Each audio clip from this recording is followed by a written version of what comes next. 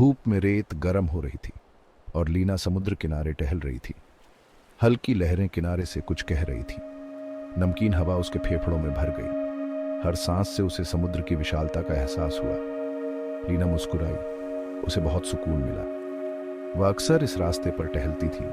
लहरों की आवाज में उसे सुकून मिलता था। समुद्र तट उसका अपना अड्डा था, दुनिया के शोर से बचने की जगह। आज समुद्र अजीब सी चमक रहा था। टहलते हुए लीना ने देखा कि रेत में कुछ चमक रहा है। उसके अंदर उत्सुकता जागी और वह नीचे झुककर देखने लगी। वहां रेत में आधा दबा हुआ एक सुंदर सा पत्थर पड़ा था। यह सूरज की रोशनी में चमक रहा था। उसमें से इंद्रधनुष के रंग निकल रहे थे। लीना ने ध्यान से उसे उठाया और रेत के कणों को हटाया। पत्थर चिकना था और छूने में ठंडा था। उसके हाथ में यह एकदम जीवित सा लग रहा था। उत्सुकता से उसने पत्थर को अपनी जेब में रख लिया।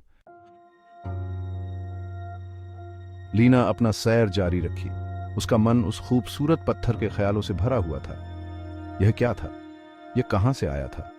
वह घर जाकर इसे और करीब से देखने के लिए बेताब थी। जैसे ही वह एक मोड़ पर मुड़ी, उसने देखा कि एक बूढ़ा आदमी पास की एक चट्टान पर बैठा है। वह सोच में गुम लग रहा था। उसकी निगाहें क्षितिज पर टिकी हुई थीं। उसके कपड़े घिसे हुए थे और उसके चेहरे पर एक लंबी जिंदगी के निशान थे। लीना के मन में दया उफान मार रही थी। उसने उस आदमी से संपर्क किया। उसका हाथ सहज रूप से उसकी जेब में रखे पत्थर की ओर गया। एक्सक्यूज मी, उसने धीरे से कहा। मैं आपको देखे बिना नहीं रह सकी। क्या आप ठीक हैं? बूढ़ा आदमी अपनी निगाहें उसकी ओर घुमाता है। उसकी आंखें गहरी समझदारी से भरी हुई थी। वह धीरे से मुस्कुराया। धन्यवाद बच्ची, उन्होंने कहा। उनकी आवाज उम्र के कारण कर्कश थी। मैं बस इस दिन की खूबसूरती का आनंद ले रहा हूं, लेकिन मुझे कबूल करना चाहिए, मुझे बहुत भूख लगी है। लीना का दिल उस बूढ़े आदमी के लिए भर आया। वह जानती थी कि उसे मदद करनी है, लेकिन उसके पास बहुत कम पैसे थे और उसका घर मेलों दूर था। तभी उसे अपनी जेब में रखा पत्थर याद आया। उसने सोचा, यह कीमती हो सकता है। हो सकता है कि वह इसे बेचकर बूढ़े आदमी के लिए कुछ खाना खरीद सके। बिना किसी हिचकिचाहट के उसने अपनी जेब से पत्थर निकाला और उसे दे दिया। प्लीज अंकल, उसने कहा, यह लीजिए, यह कुछ कीमती हो सकता है। आप इसे बेच सकते हैं और खुद के लिए कुछ खाना खरीद सकते हैं। बूढ़ा आदमी विस्मय से पत्थर को देखता रहा। जब उसने इसकी चमक को पहचाना तो उसकी आंखें चौड़ी हो गई। बच्ची, वो फुसफुसाया। उसकी आवाज कांप रही थी। क्या तुम जानती हो यह क्या है? यह एक दुर्लभ और कीमती हीरा है। लीना चौंक गई। एक हीरा? उसे पता नहीं था, लेकिन इसकी कीमत जानकर भी उसे बूढ़े आदमी को देने में कोई पछतावा नहीं था। इससे कोई फर्क नहीं पड़ता कि यह क्या है, उसने जवाब दिया। महत्वपूर्ण यह है कि आपको भूख लगी है। प्लीज यह लीजिए। बूढ़ा आदमी एक पल के लिए झिझका, फिर ध्यान से लीना के हाथ से हीरा ले लिया। उसने उसे रोशनी में पकड़ रखा था। यह देख रहा था कि यह अंदर से आग की तरह कैसे चमक रहा है। तुम बहुत दयालु हो बच्ची, उसने कहा। उसकी आवाज भावुकता से भरी हुई थी। लेकिन मुझे बताओ बच्ची, तुम इतना बड़ा खजाना इतनी आसानी से क्यों दे रही हो? क्या यह तुम्हें खुशी नहीं देता? लीना मुस्कुराई।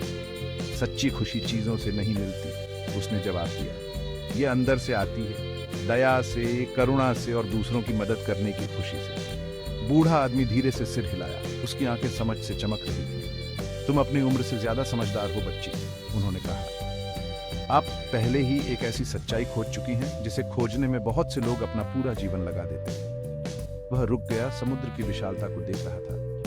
मुझे बताओ, उसने आखिरकार कहा, तुम्हें यह अंदरूनी शांति, यह खुशी जो तुम्हारे भीतर से चमकती है, कैसे मिली?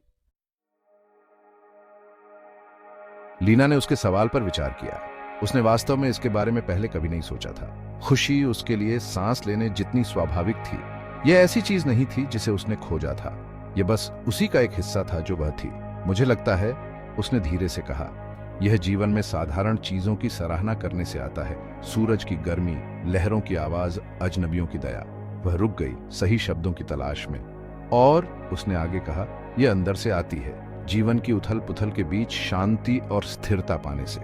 बूढ़ा आदमी ध्यान से सुनता रहा। उसकी निगाहें उसके चेहरे से हटी नहीं। तुम संतोष की बात करती हो, उन्होंने धीरे से कहा। आंतरिक शांति की एक ऐसी स्थिति जो भौतिक संपत्ति से परे है, वास्तव में एक योग्य लक्ष्य। उसने गहरी सांस ली। मुझे बताओ बच्ची, उसने कहा। उसकी आवाज लालसा से भरी हुई थी। क्या तुम मुझे यह संतोष पाना सिखा सकती हो? यह शांति जो तुम्हारे पास है? लीना हिचकिचाई। उसे यकीन नहीं था कि वह किसी को संतोष के बारे में सिखाने वाली सही व्यक्ति थी।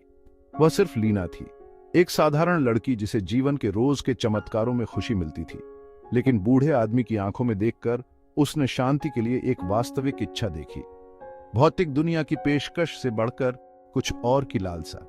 यह ऐसी चीज नहीं है जो मैं आपको सिखा सकती हूं, उसने धीरे से कहा, लेकिन मैं जो करती हूं वह साझा कर सकती हूं। हर दिन मैं अपने लिए कुछ समय निकालती हूं। मैं चुपचाप बैठती हूं और अपनी सांस पर ध्यान केंद्रित करती हूं। मैं अपने सभी विचारों और चिंताओं को जाने देती हूं और मैं बस खुद को इस पल में मौजूद रहने देती हूं। इसे ध्यान कहते हैं, उसने कहा। यह मन को शांत करने और भीतर स्थिरता पाने का एक तरीका है।